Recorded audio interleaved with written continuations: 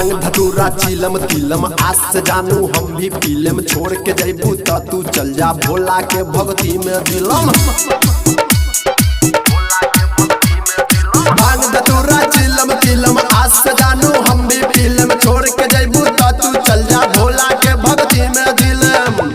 तो आज से नहीं बोलेंगे कि मेरे बाबू ने खाना खाया कि नहीं खाया, ठीक है?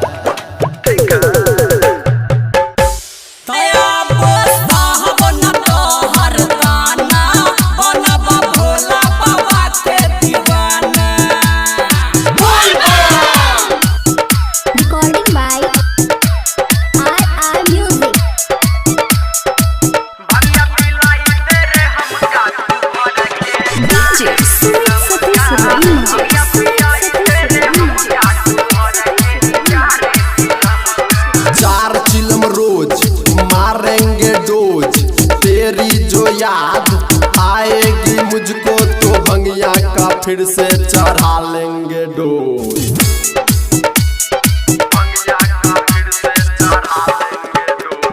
चार चिलम रोज मारेंगे डोज तेरी जो याद आएगी मुझको तो भंगिया का फिर से चढ़ा लेंगे डोज। पी करके गाजा और भर के चिलम तुमको भुला देंगे सावन में सनम।